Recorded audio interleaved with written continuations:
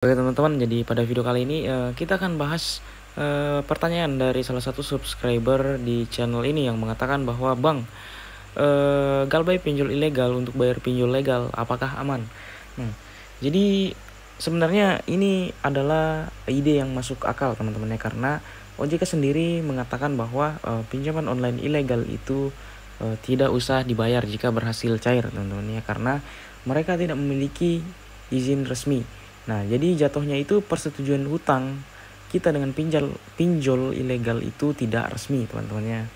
Nah, jadi kembali lagi ke pertanyaannya, apakah aman? Tentunya menurut gue teman-teman ya, untuk melakukan pinjaman online ilegal itu menurut gue itu tidak aman teman-teman ya.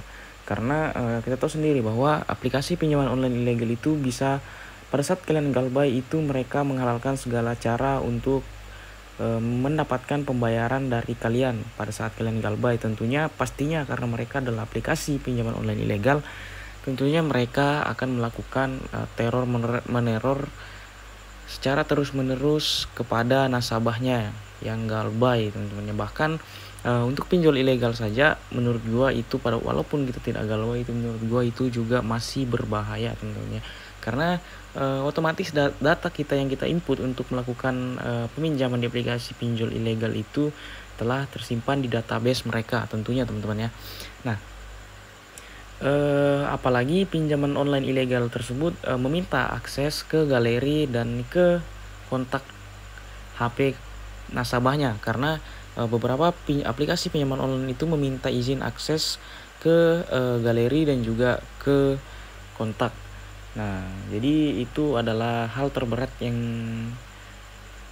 dilakukan oleh pinjaman online ilegal teman-teman. Sebenarnya menurut gue itu bisa-bisa saja, cuman konsekuensinya sangat tinggi teman-teman ya, seperti yang gue kasih tahu tadi bahwa penyebaran data sehingga yang membuat tidak ini teman-teman ya, tidak aman. Ya, sebenarnya pertanyaan seperti ini juga itu pertanyaan yang masuk akal teman-teman ya.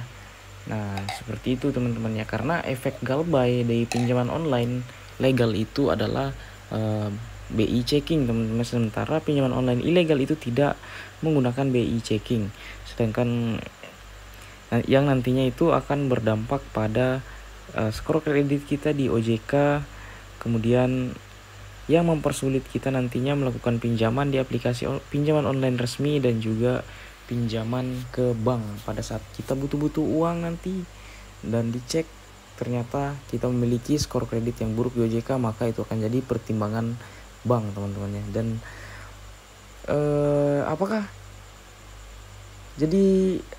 apakah aman? Kita jawab pertanyaannya, menurut gua lebih baik kalian gak usah melakukan hal tersebut. Lebih baik kalian lunasi saja pinjaman online resmi kalian teman-teman ya. Nah, buat kalian yang sudah terjerat di pinjaman online ilegal, lebih baik kalian gak usah bayar teman-teman, galbaykan saja. Namun itu konsekuensinya ditanggung oleh kalian, terutama di penyebaran data itu teman-teman. Jadi mungkin pembahasan kita pada video kali ini cukup sampai di sini ya. Semoga terjawab.